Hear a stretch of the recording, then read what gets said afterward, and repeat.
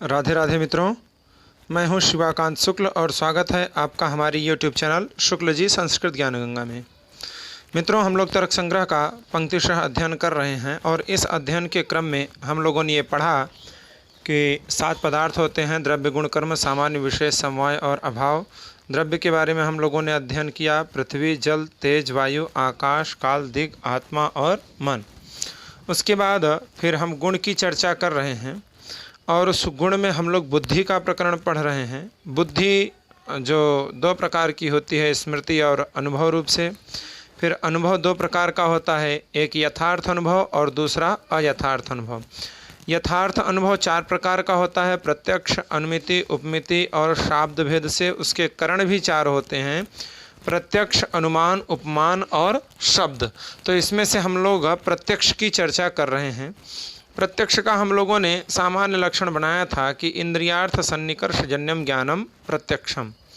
तो इंद्रिय और अर्थ के सन्निकर्ष से, संबंध से जो जन्य ज्ञान होता है उसी को हम प्रत्यक्ष ज्ञान कहते हैं, ऐसा हमने लक्षण किया है। और भी लक्षण थे: प्रत्यक्ष ज्ञानकरणम प्रत्यक्षम, ज्ञानाकरणकम ज्ञानम प्रत्यक्षम। तो ये सभी लक्षण थे, लेकिन जो हमारा मुख्य लक्षण था वो यही था कि इंद्रियार्थ सन्निकर्ष जन्यत्वे सति ज्ञानत्वम प्रत्यक्षस्य लक्षणम, इंद्रियार्थ सन्निकर्ष जन्यम ज्ञानम प्रत्यक्षम, ये हमारा मुख्य लक्षण था। ठीक है, तो इंद्रिय और अर्थ के सन्निकर्ष से, संबंध से जो जन्य ज्ञान होता है उसी को हम क्या प्रत्यक्ष ज्ञान कहते हैं। ठीक है, प्रत्यक्ष प्रमाण कहते हैं। अब वहाँ पर प्रश्न ये उठा था कि ये सन्निकर्ष क्या है, तो उसी को बतला रहे थे कि प्रत्यक्ष ज्ञान हेतु जो इंद्रियार्थ सन्निकर्ष है वो इंद्रियार्थ सन्निकर्ष 6 प्रकार का होता है। कौन कौन सा? तो संयोग, संयुक्त समवाय, संयुक्त समवेत समवाय, समवायः, समवेत समवायः और विशेषण विशेष्य भाव। ठीक है, इसमें से हम लोगों ने संयोग पढ़ा था। जैसे इंद्रियों के द्वारा जो सीधे सीधे अर्थ का सन्निकर्ष होता है उसी को हम संयोग सन्निकर्ष कहते हैं। चक्षुषा घट प्रत्यक्षजन्य संयोगः सन्निकर्षः, चक्षु के द्वारा जो घट का प्रत्यक्ष किया जाता है उसको हम संयोग सन्निकर्ष कहते हैं। ठीक है, उसके बाद संयुक्त समवाय सन्निकर्ष किसे कहते हैं? तो उस अर्थ में, उस पदार्थ में विद्यमान जो रूप है, गुण है। ठीक है, जैसे रस ही हो गया, रस का ही अगर हमको प्रत्यक्ष करना होगा रसनेन्द्रिय से, ठीक है, तो उसके प्रति भी कारण हो जाएंगे। तो हम यहाँ जो ग्रंथकार कह रहे हैं उसको देखते हैं, बाद में फिर पदकृत इत्यादि में उसकी भी व्याख्या की गई है, तो हम उसको अलग से समझ लेंगे कि कौन सा सन्निकर्ष किस इंद्रिय के द्वारा होता है। पहले मूल का अध्ययन करते हैं। तो अब चक्षु के द्वारा घट का प्रत्यक्ष करने में संयोग सन्निकर्ष है। ठीक है, अब घट में विद्यमान जो रूप है उस रूप का जो हम प्रत्यक्ष करते हैं उसमें सबसे पहले चक्षु के द्वारा संयोग हो गया घट के साथ, और घट में समवाय संबंध से रूप विद्यमान है तो उस रूप के प्रति संयुक्त समवाय सन्निकर्ष क्या हो जाएगा? कारण हो जाएगा। ठीक है, तीसरा हमने पढ़ा था कि उस रूप में विद्यमान जो रूपत्व जाति है, तो रूपत्व जाति का अगर हम प्रत्यक्ष करेंगे तो उसके लिए देखिए, चक्षु से संयोग संबंध हो गया घट का, घट में समवाय संबंध से विराजमान है रूप, और रूप में समवाय संबंध से विराजमान है रूपत्व। तो चक्षु से संयोग हो गया, संयोग जिससे हुआ है माने घट से, उस घट में समवाय संबंध से रूप है और रूप में समवाय संबंध से रूपत्व है, तो संयोग समवाय समवाय सन्निकर्ष से रूपत्व का प्रत्यक्ष हो जाएगा। अब इसको संयोग ना कह के, हमने पहले ही बताया है कि अगर संयोग के पश्चात समवाय इत्यादि पद होते हैं तो उसे हम संयुक्त कर देते हैं, संयुक्त पद से बोध्य कर देते हैं, संयुक्त पद बोल देते हैं। और अगर समवाय के बाद कोई समवाय वर्ण अथवा और कोई पद है तो उसके समवाय के जगह पर हम समवेत कर देते हैं। तो संयोग समवाय समवाय न कह करके संयुक्त समवेत समवाय सन्निकर्ष के द्वारा रूपत्व का प्रत्यक्ष चक्षुरेंद्रिय के द्वारा हो जाता है। यहाँ तक की चर्चा हम लोग कर चुके हैं। ठीक है, चलते हैं अपने अगले पंक्ति की तरफ। ये सब आप लोगों ने पढ़ लिया है, यहाँ से हम लोगों को चलना है। ठीक है,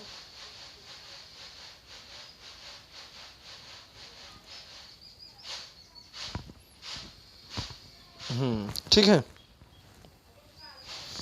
पूरा देखने में थोड़ी समस्या हो रही थी, इसलिए हम थोड़ा इसको छोटा कर देते हैं। अब आप लोगों को आराम से देखने में सुविधा हो गई होगी, कोई दिक्कत नहीं हो रही होगी। चलिए देखते हैं हम लोग। कहते हैं कि श्रोत्रेण शब्द साक्षात्कारे समवायः सन्निकर्षः। देखिए, अब जो हमारा अर्थ घट था, पदार्थ घट था, उस घट का सन्निकर्ष करने के लिए इंद्रिय जो हमारी चक्षु थी उसे संयोग सन्निकर्ष के द्वारा प्रत्यक्ष हो जाता था। लेकिन यहाँ पर भी जो शब्द है वो भी एक गुण है। यहाँ शब्द क्या है? एक गुण है। लेकिन इसका साक्षात्कार करने के लिए इंद्रिय को संयोग सन्निकर्ष की आवश्यकता नहीं पड़ेगी। यह संयोग सन्निकर्ष के द्वारा नहीं देखा जाएगा, प्रत्यक्ष इसका नहीं होगा। बोले फिर किससे होगा? तो कह रहे हैं समवाय सन्निकर्ष। इसका प्रत्यक्ष किससे होगा? समवाय सन्निकर्ष से। अब इसका प्रत्यक्ष समवाय सन्निकर्ष से क्यों होगा, इसके बारे में भी आगे ये ग्रंथकार स्वयं ही बतलाएंगे। अब होता यूँ है कि देखिए, जैसे इंद्रिय तो हमारा श्रोत्रेंद्रिय भी हो गया और इंद्रिय हमारा चक्षुरेंद्रिय भी हो गया, ठीक है। अर्थ हमारा घट भी हो गया और शब्द ये भी हमारा गुण हो गया। तो इसमें आखिर संयोग क्यों नहीं लग रहा है? तो इसीलिए नहीं लग रहा है क्योंकि शब्द क्या है? गुण है। और जो घट का प्रत्यक्ष हो रहा था चक्षुरेंद्रिय के द्वारा, वो क्या था? वो द्रव्य था, ठीक है। द्रव्य से संयोग सन्निकर्ष होता है, लेकिन गुण से संयोग सन्निकर्ष नहीं हो सकता है। जैसा कि आप लोगों ने वहाँ भी दर्शन किया कि घट है हमारा द्रव्य, क्या है? द्रव्य क्या है? हमारा घट है। लेकिन घट में विराजमान जो घट रूप था, वो रूप क्या है? हमारा गुण है। और गुण का प्रत्यक्ष चक्षुरेंद्रिय के द्वारा नहीं हो सकता है। संयोग सन्निकर्ष होगा तो चक्षु से ही, लेकिन संयोग सन्निकर्ष के द्वारा नहीं हुआ। उसके लिए कौन सा सन्निकर्ष लगाना पड़ा? तो समवाय सन्निकर्ष लगाना पड़ा। क्यों? क्योंकि घट चक्षुरेंद्रिय के द्वारा हमने प्रत्यक्ष किया घट का, और घट में समवाय संबंध से विद्यमान है घट रूप, तो संयोग समवाय सन्निकर्ष हो गया। अर्थात केवल इंद्रियों के द्वारा क्या होगा? केवल द्रव्य का ही संयोग सन्निकर्ष होता है। किसका संयोग सन्निकर्ष होता है? केवल द्रव्य का ही संयोग सन्निकर्ष होता है, गुण का संयोग सन्निकर्ष नहीं होता है। यह शब्द हमारा क्या है? गुण है। रूप, रस, गंध, स्पर्श, संख्या, परिमाण, पृथक्त्व, संयोग, विभाग, परत्व, परत्व, गुरुत्व, ध्रुवत्व, स्नेह, शब्द, ठीक। तो शब्द क्या है? हमारा गुण है। और स्नेह शब्द गुण, शब्द जो है वो हमारा गुण है, और ये गुण होने के कारण इसमें संयोग सन्निकर्ष कार्य नहीं करेगा। फिर कौन सा सन्निकर्ष रहेगा? तो समवाय सन्निकर्ष रहेगा। ये बात आप लोग जरूर ध्यान में रखिएगा, ठीक है। वही कहते हैं कि श्रोत्रेण माने श्रोत्रेंद्रियेन, श्रोत्रेंद्रिय के द्वारा शब्द साक्षात्कारे, शब्द का साक्षात्कार करने में समवायः सन्निकर्षः, कौन सा सन्निकर्ष कार्य करता है? समवाय सन्निकर्ष कार्य करता है, ठीक है। श्रोत्रेण शब्द साक्षात्कारे समवायः सन्निकर्षः। इतनी बात समझ में आ गई। चलते हैं आगे, बाकी सारी चीज़ें स्पष्ट हो जाएगी। आप लोग बिल्कुल भी लोड मत लीजिए, टेंशन मत लीजिए। तो क्यों? तो कह रहे हैं क्योंकि कर्ण विवरवर्त्याकाशस्य श्रोत्रत्वात् शब्दस्य आकाश गुणत्वात् गुण गुणिनोश्च, ठीक है। देखिए, इनके कहने का तात्पर्य ये है कि आकाश किसको कहते हैं? तो कर्ण विवरवर्त्या, कर्ण विवरवर्त्य, कर्ण में जो विवर है, ठीक है, विवर माने छिद्र, कान में जो क्या है? छिद्र है, विवर है। उस विवर में जो आकाश है, उस वही जो विवर है, वर्तमान में जो वो विवर दिखलाई पड़ रहा है, वही विवर ही आकाश है। माने आकाश, भाई देखो, जो कान के अंदर हमको ये खाली जगह दिखलाई पड़ रही है ना, यही हमारी श्रोत्रेंद्रिय है। ये इसको देखिए, खाली जगह को कहते हैं आकाश, ठीक। अगर गिलास रखा है, गिलास में जल नहीं भरा है, तो वो गिलास में बचा हुआ जो अंदर खाली जगह है ना, वो आकाश कहलाएगा। कौन सा आकाश? तो गिलास का आकाश। लोटा है तो लोटे का आकाश, ठीक है। वो क्या होता है कि तदवस्तु से अवच्छिन्न हो जाता है, तदवस्तु की उपाधि वाला हो जाता है, उसकी उपाधि लग जाती है आकाश की। बाकी आकाश तो एक ही है, आपने पीछे पढ़ा है कि वो विभु है, नित्य है और एक ही है। ठीक है, तो कर्ण में जो विवर है, कर्ण में जो छिद्र है, वह छिद्र क्या है? आकाश है, और वही आकाश क्या है? श्रोत्रत्व, वही श्रोत्र है। ठीक, और आकाश का गुण होता है शब्द, शब्द गुणकम आकाशम, आकाश का क्या है? शब्द जो है वो आकाश का गुण है। तो शब्दस्याकाशस्य गुणत्वात्, शब्द क्या है? आकाश का गुण है, इसलिए गुण गुणिनोश्च, इसमें कौन सा संबंध हो गया? गुण और गुणी का संबंध हो गया। और गुण और गुणी का हमने पीछे बताया था समवाय संबंध होता है। गुणी में गुण समवाय संबंध से विराजमान रहता है। जैसे आप लोगों ने पीछे भी पढ़ा कि घट में जो घट रूप है वो किस संबंध से विराजमान है? तो समवाय संबंध से विराजमान है। इसीलिए चक्षुरेंद्रिय से हम संयोग सन्निकर्ष करते हैं तो हमको घट प्रत्यक्ष होता है, और उसी घट में समवाय संबंध से घट रूप विराजमान है तो संयुक्त समवाय सन्निकर्ष से हमको घट रूप का प्रत्यक्ष हो जाता है। तो गुण कौन हो गया? तो घट रूप हमारा, वहाँ पर हम देख रहे हैं घट रूप हमारा क्या हो गया? गुण हो गया। गुणी कौन हो गया? तो घट हमारा गुणी हो गया। घट में माने गुणी में घट रूप विराजमान है, तो घट और घट रूप का गुण गुणी भाव संबंध हो जाएगा, और गुण गुणी भाव संबंध समवाय संबंध से ही होता है। माने गुण अपने गुणी में समवाय संबंध से ही विद्यमान रहता है।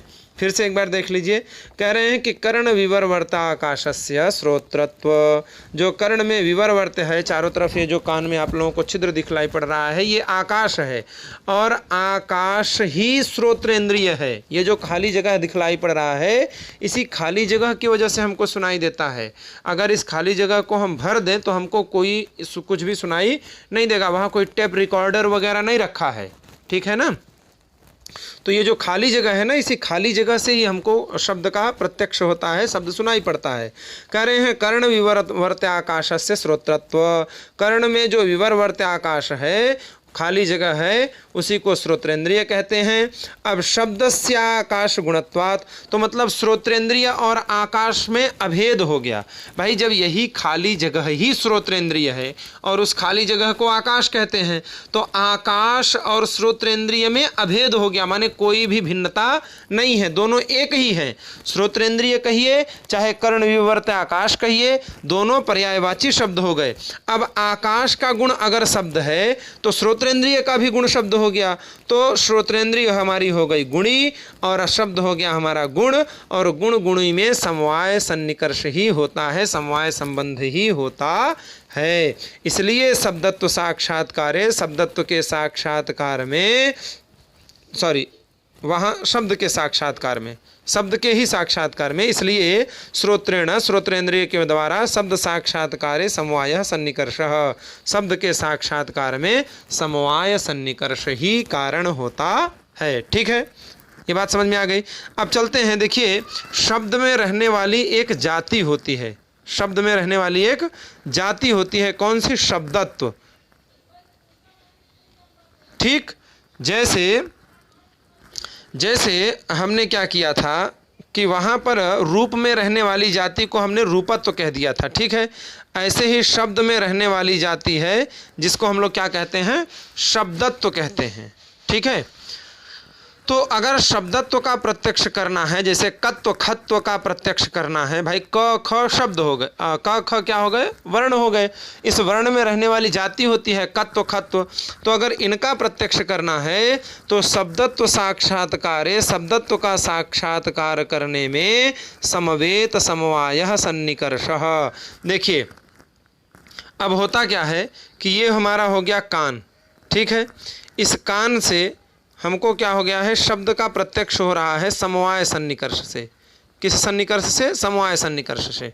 इस शब्द में जो शब्दत्व है वो किस संबंध से विराजमान है? तो समवाय संबंध से विराजमान है।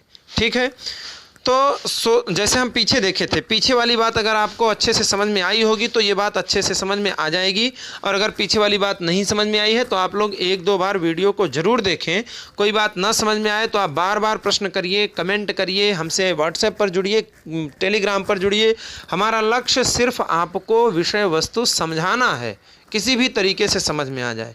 तो आपको जैसे भी समझ में आए आप वैसे ही समझिए, और अगर आपका संयोग सन्निकर्ष अच्छे से समझ में आ गया है तो ये सारी बातें भी बहुत अच्छे तरीके से समझ में आएंगी। इसलिए अगर आप इसके पहले वाले वीडियो नहीं देखे हैं तो आप उसको ज़रूर देखिए, समझने का प्रयास करिए।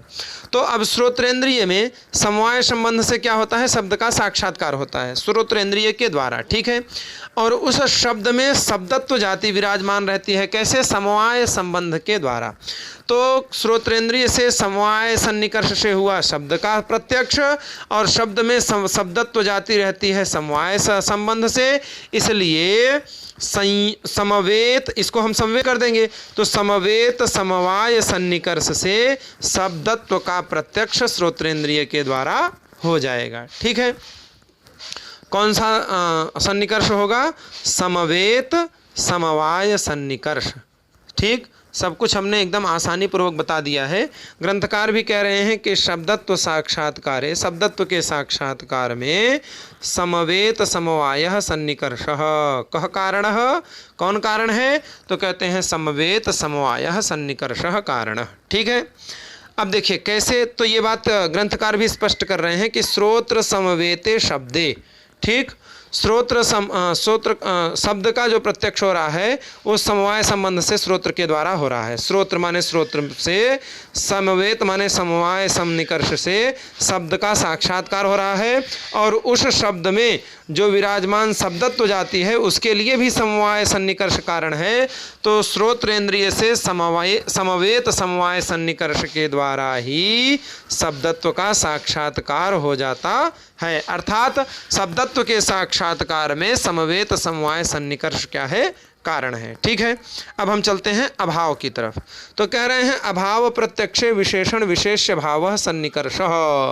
हमारे यहाँ अभाव का भी प्रत्यक्ष होता है, जैसे आपके यहाँ घट का अभाव है, आपके घर में घट नहीं है, कोई व्यक्ति खड़ा हुआ और उसने कहा भूतले घटा भावः, क्या कहा, भूतले घटा भावः, इस भूतल में क्या है, घट का अभाव है। अथवा घटा भाववद भूतलम, यह भूतल कैसा है, तो घट अभाव वाला यह भूतल है, भूतले घटा भावम अथवा घटा भाववद भूतलम। अब इसमें क्या होता है, एक विशेषण है एक विशेष्य है, ठीक है।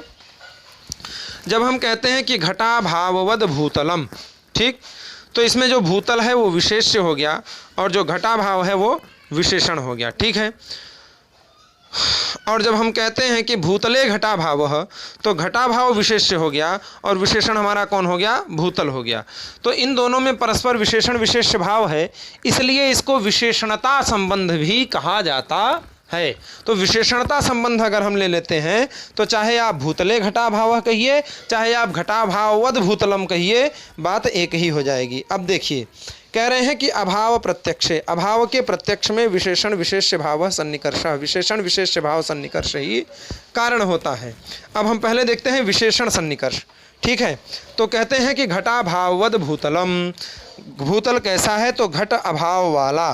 तो इसका क्या हो रहा है, घटा भाव का प्रत्यक्ष हो रहा है, भूतल में घटा भाव है माने घट नहीं है, यहाँ पर घड़ा नहीं है, ये बात हमको प्रत्यक्ष हो रही है माने दिखलाई पड़ रही है इस भूतल में। अथवा जैसे आप टेबल पर किताब रख के पढ़ रहे हैं तो उस पर क्या है, मान लीजिए लेखनी का अभाव है, ठीक है। तो लेखन्या भाववद उत्पेटिका, ये जो उत्पेटिका है, जो टेबल है, ये कैसा है, घटा भाववद, घटा भाव वाला है, ठीक है। तो वही कह रहे हैं ऐसे ही घटा भाववद भूतलम, भूतल कैसा है, तो घटा भाव वाला है, अर्थात इस भूतल पर घट नहीं है, ये बात हमको प्रत्यक्ष से पता चल रही है, इस बात का हमको प्रत्यक्ष अनुभव हो रहा है। तो वही कह रहे हैं अगर अभाव का प्रत्यक्ष हो रहा हो, यहाँ हमको घटा भाव का प्रत्यक्ष हो रहा है, तो उसमें विशेषण सन्निकर्ष, विशेषण सन्निकर्ष हो जाता है, ठीक है। विशेष भी होता है लेकिन थोड़ा चेंज करके, जब सप्तम्यंत का प्रयोग करते हैं तो विशेष हो जाता है और जब प्रथमांत का प्रयोग करते हैं तो उसमें विशेषण हो जाता है। ठीक है, अब विशेष्य वाला लेंगे तो कहते हैं भूतले घटा भाव। तो भूतले घटा भाव में जो घटा भाव का प्रत्यक्ष हो रहा है उसमें विशेष्य भाव सन्निकर्षः। ठीक है, और जब जो हमने कहा कि अगर आप विशेषणता सन्निकर्ष लेते हैं तो दोनों चीज़ें हैं, दोनों चीज़ें इसे में समाविष्ट हो जाएंगी। तो तर्क भाषाकार ने उसे विशेषणता इत्यादि का मुक्तावली में ही संबोधित किया गया है, लेकिन हम इस ग्रंथ के अनुसार देखते हैं तो ये कह रहे हैं घटा भाववद भूतलम इत्यत्र चक्षुः संयुक्ते भूतले घटा भावस्य विशेषणत्वात्। ठीक है, घटा भाववद भूतलम, भूतल कैसा है, घटा भाव वाला है। यहाँ पर क्या हो रहा है, इत्यत्र माने यहाँ पर चक्षुः संयुक्ते भूतले, चक्षु का संयोग संबंध हो रहा है भूतल से, और घटा भावस्य विशेषणत्वात्, उसमें घटा भाव क्या है, विशेषण है। अब देखिए ये जो विशेषण विशेष्य भाव सन्निकर्ष होता है यह मुक्त रूप से नहीं हो सकता। ठीक है, अगर आप केवल कहिए कि घटा भाववद भूत, आप यूँ मत समझिएगा कि पीछे हमने कुछ गलत बताया है, बिल्कुल सही है। अब वहाँ पर इतनी ही जानकारी देनी थी इसलिए हमने इतना ही बताया, अब उसको आगे स्पष्ट और कर रहे हैं। अब अगर हम केवल कहें कि घटा भाववद भूतलम, क्या कहें, घटा भाववद भूतलम, तो अब भूतल घटा भाव वाला है ये तो ठीक है कि आप विशेषण सन्निकर्ष लगा दिए हैं, लेकिन हमारा पहले चक्षुरेंद्रिय के द्वारा संयोग होगा, संयोग के बाद हमको ये पता चलेगा कि अरे यहाँ पर तो घट नहीं है। तो चक्षु जो है, चक्षु का संयोग सन्निकर्ष होगा किसके साथ, भूतल के साथ। ठीक है, भूतल के साथ संयोग हो गया। तो जब भूतल के साथ संयोग हुआ तो हम जैसे ही भूतल को देखते हैं, जमीन को देखते हैं, तो वहाँ हमको दिखलाई पड़ता है घटा भाव। क्या दिखलाई पड़ता है, घटा भाव। और घटा भाव में हो गया सन्निकर्ष हमारा विशेषण, कौन सा, विशेषण सन्निकर्ष। तो अगर हमको घटा भाववद भूतलम इसका प्रत्यक्ष करना है तो उसमें संयोग और विशेषण दोनों सन्निकर्ष रहेगा। हमने पहले भी बताया था कि संयोग के बाद अगर कोई पद आता है तो इसे हम संयुक्त लिख देते हैं। तो संयुक्त विशेषण सन्निकर्ष के द्वारा घटा भाववद भूतलम इसका हमको प्रत्यक्ष ज्ञान हो जाएगा। ठीक है, वही बात यहाँ भी कह रहे हैं कि चक्षु संयुक्ते भूतले, चक्षु का संयोग संबंध होता है भूतल से, और घटा भावस्य विशेषणत्वात्, वहाँ पर घटा भाव की विशेषणता है, इसलिए संयुक्त विशेषण सन्निकर्ष के द्वारा, संयुक्त विशेषण सन्निकर्ष के द्वारा घटा भाववद भूतलम इसका प्रत्यक्ष होता है। और अगर भूतले घटा भाव कर देंगे तो चक्षु से संयुक्त हो जाएगा भूतल और उसमें क्या है, विशेष्यता सन्निकर्ष हो जाएगी। तो संयुक्त विशेष्य सन्निकर्ष के द्वारा भूतले घटा भाव का हमको प्रत्यक्ष हो जाएगा। ये क्या है, घटा भाव। अगर घटे, एक मिनट, घटे रूपा भाव, रूपा भाव इसका प्रत्यक्ष करना होगा तो देखिए चक्षु का संयोग होगा किसके साथ, घट के साथ, और उस घट में समवाय संबंध से कौन विराजमान है, समवाय, समवाय संबंध से कौन विराजमान रहता है, रूप। और उस रूप का अभाव, अभाव माने विशेषण अथवा विशेष्य। तो यहाँ घटे रूपा भाव है तो यहाँ पर विशेष्य कर देंगे हम। ठीक है, अगर रूपा भाववत घटम होता तो यहाँ पर विशेषण सन्निकर्ष कर देते। तो संयुक्त समवेत विशेष्य सन्निकर्ष के द्वारा घटे रूपा भाव का प्रत्यक्ष होता है। अथवा अगर हम कह दें कि रूपा भाववद घटम, ठीक है, तो यहाँ पर संयोग सन्निकर्ष हो जाएगा घट के साथ, उस घट में रूप समवाय सन्निकर्ष से रहता है और उसका अभाव जो है वो विशेषण सन्निकर्ष के द्वारा होता है। अभाव प्रत्यक्ष किससे होता है, विशेषण सन्निकर्ष के द्वारा। तो संयुक्त समवेत विशेषण सन्निकर्ष के द्वारा घटा भाववद रूपा भाववद घटम में घटम का क्या होता है, हमको प्रत्यक्ष होता है। ऐसे ही सबके साथ जोड़ेंगे। ठीक है, ये आपके स्वतः विवेक की बात है, अगर समझ में आ गया है तो सब कुछ हो जाएगा। भाई घट का घटा भाव का प्रत्यक्ष करेंगे तो संयोग विशेष घटा भाववत भूतलम ही हम ले रहे हैं। यहाँ विशेषणता पहले देख लें, ठीक है। पहले विशेषणता सन्निकर्ष फिर विशेष सन्निकर्ष, दोनों को बोल देंगे। पहले विशेषणता को देखते हैं। अगर हम घटा भाववत भूतलम का प्रत्यक्ष करते हैं तो वहाँ पर घट हो गया, पहले भूतल से संयोग सन्निकर्ष होगा, फिर घटा भाव विशेषण सन्निकर्ष है, तो संयुक्त विशेषण सन्निकर्ष के द्वारा घटा भाववत भूतलम का प्रत्यक्ष होता है। अब रूपा भाववत घटम, इसका प्रत्यक्ष करेंगे तो वहां पर घट है संयोग सन्निकर्ष, घट में विद्यमान जो रूप वो है समवाय संबंध से, और रूप भाव का प्रत्यक्ष हो रहा है विशेषण सन्निकर्ष के द्वारा, तो संयुक्त समवेत विशेषण सन्निकर्ष से रूपा भाववत घटम इसका प्रत्यक्ष हो जाएगा। अब रूपत्वा भाववत घटम अगर इसका प्रत्यक्ष करना है तो चक्षुरेंद्रिय का संयोग सन्निकर्ष हो गया घट के साथ, घट में समवाय संबंध से विद्यमान है घट रूप, उस रूप में समवाय संबंध से विराजमान है रूपत्व, इसलिए और रूपा भाव हो गया विशेषणत्वात्। तो वही कह रहे हैं कि घट रूपत्वा भाववद घटम का अगर प्रत्यक्ष करना है तो संयुक्त समवेत विशेषणता सन्निकर्ष के द्वारा यहाँ पर क्या होगा, रूपत्वा भाववद घटम का प्रत्यक्ष हो जाएगा। ठीक है, अब विशेषता में चलते हैं, विशेष्य में चलते हैं। तो कह रहे हैं कि अगर भूतले घटा भाव का प्रत्यक्ष करना है तो भूतल से संयोग सन्निकर्ष हो जाएगा चक्षु का, और घटा भाव विशेष संबंध से है, तो वही कह रहे हैं कि संयुक्त विशेष्य सन्निकर्ष के द्वारा भूतले घटा भाव का प्रत्यक्ष हो जाएगा।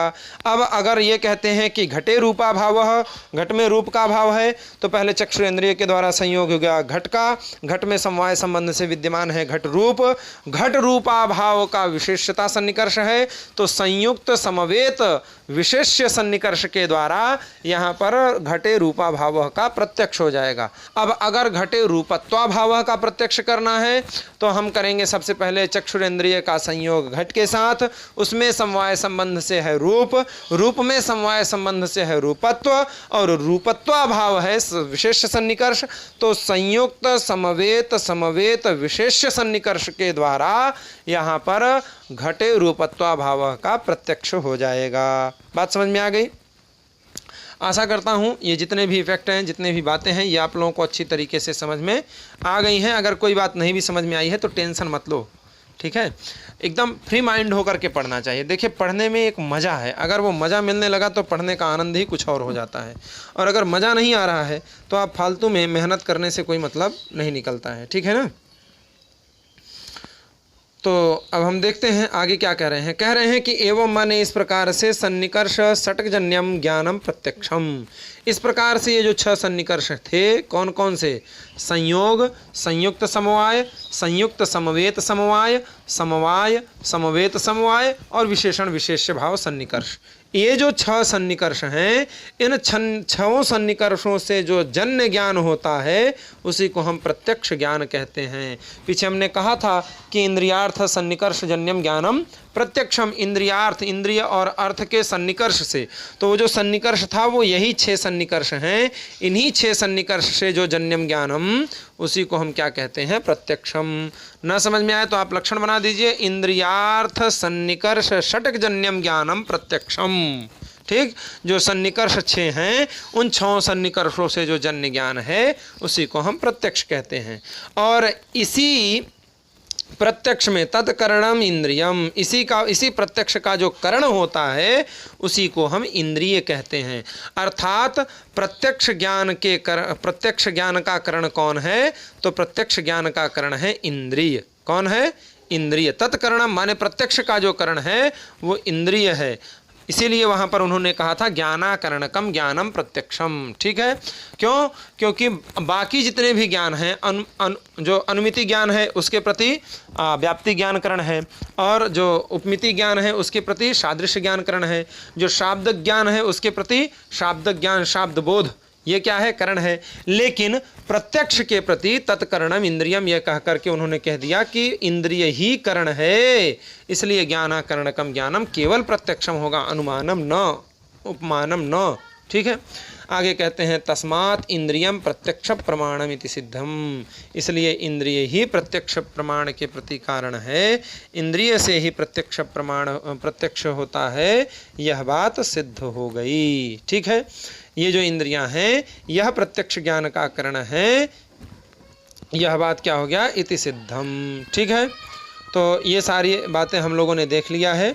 अब आगे हमारा अनुमान का प्रकरण चलेगा। देखिए न्याय शास्त्र में ऐसा कहा जाता है कि जैसे रामायण में हनुमान होते हैं वैसे ही न्याय शास्त्र में अनुमान है, तो इसलिए अनुमान को भी विशेष रूप से हमें समझना चाहिए, और अगर वो अच्छी तरीके से समझ में आ जाता है तो ये तो हमारे लिए बड़े ही गौरव की बात है। प्रयास करेंगे कि आप लोगों को अच्छे तरीके से समझ में आए। एक बार इस पूरे प्रत्यक्ष खंड का हम मूल पाठ कर लेते हैं। तत्र प्रत्यक्ष ज्ञानकरणं प्रत्यक्षम इंद्रियार्थ सन्निकर्षजन्यं ज्ञानं प्रत्यक्षं ज्ञानाकरणकं ज्ञानं प्रत्यक्षं तद्विधं निर्विकल्पकं सविकल्पकं चेति तत्र निष्प्रकारकं ज्ञानं निर्विकल्पकं सप्रकारकं ज्ञानं सविकल्पकं यथा डित्थोऽयं ब्राह्मणोऽयं श्यामोऽयम् इति। ठीक है, आगे कहते हैं कि प्रत्यक्ष ज्ञान, एक मिनट, प्रत्यक्ष ज्ञान हेतुरिंद्रियार्थ सन्निकर्षः षड्विधः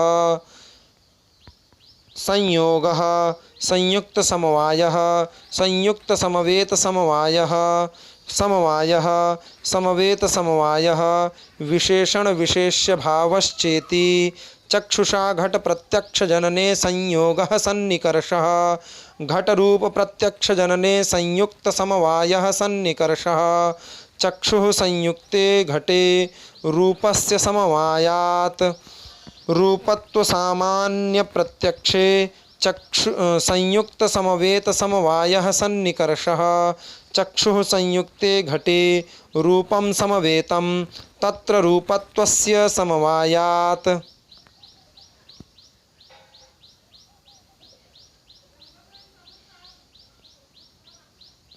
श्रोत्रेण शब्द साक्षात्कारे समवायः सन्निकर्षः कर्णविवरवर्त्याकाशस्य श्रोत्रत्वात् शब्दस्याकाशगुणत्वात् गुणगुणिनोश्च समवायात् शब्दत्वसाक्षात्कारे समवेत समवायः सन्निकर्षः श्रोत्रसमवेते शब्दे शब्दत्वस्य समवायात् अभाव प्रत्यक्षे विशेषण विशेष्य भावः सन्निकर्षः घटाभाववद भूतलम् इत्यत्र चक्षुः संयुक्ते भूतले घटाभावस्य विशेषणत्वात् एवं सन्निकर्ष षट्जन्यं ज्ञानं प्रत्यक्षं तत्करणमिन्द्रियं तस्मादिन्द्रियं प्रत्यक्ष प्रमाणमिति सिद्धम। ठीक है, आशा करता हूँ ये सारे इफ़ेक्ट सारी बातें आप लोगों को अच्छी तरीके से समझ में आ गई होंगी। अब अनुमान प्रकरण को भी हम ले चलेंगे और बाकी जितने भी ग्रंथ हैं, मेरा ऐसा प्रयास है, आज संभवतः साहित्य दर्पण की भी PDF तैयार हो चुकी है, ऐसा हमको सूचना प्राप्त हुई है। तो अगर उसकी PDF तैयार हो गई होगी तो हम आप लोगों को एक अलंकारिक ग्रंथ साहित्य दर्पण जिसका नाम है उसकी भी शुरुआत करेंगे। और व्याकरण की क्लास में थोड़ी समस्या है इसलिए हम नहीं कर पा रहे हैं, और जैसे ही समस्या समाप्त होती है हम व्याकरण की क्लास को भी आगे बढ़ाएंगे, क्योंकि यद्यप बहुनाधीतम तदैव पठपत्र व्याकरणम, यद्यपि आपने बहुत कुछ भी पढ़ लिया है लेकिन फिर भी कहते हैं कि व्याकरण का अध्ययन निरंतर अवश्य करते रहना चाहिए। हमारा भी बंद है तो संभवतः आप लोगों का भी बंद होगा, कुछ लोग तो यत्र तत्र पढ़ रहे होंगे। तो जितना हमको व्याकरण की जानकारी है, हम नहीं कहते हैं कि हम वैयाकरणी हैं, हम नहीं कहते हैं कि हम साहित्यिक हैं, हम तो अब क्या कहें कैसे पढ़े हैं वो तो राम जी जानते हैं। फिर भी जितना कुछ हमारे पास है, जैसा भी हमने गुरुओं से श्रवण किया है, वो सारी जानकारी हम आप लोगों को अवेलेबल कराते रहेंगे। अगर आप लोग हमारे चैनल पर नए हैं तो प्लीज़ चैनल को ज़रूर सब्सक्राइब कर लीजिए। ज़्यादा से ज़्यादा वीडियो को अपने दोस्तों के पास शेयर कर दीजिए। वीडियो अच्छी लगी हो तो लाइक ज़रूर कर दीजिए। कोई बात ना समझ में आई हो तो आप कमेंट करके पूछ लीजिए। वीडियो अच्छी लगी हो तो वो भी आप कमेंट करके बता सकते हैं। आज की वीडियो में फ़िलहाल इतना ही, मिलते हैं अगली वीडियो में अनुमान प्रमाण के साथ। राधे राधे।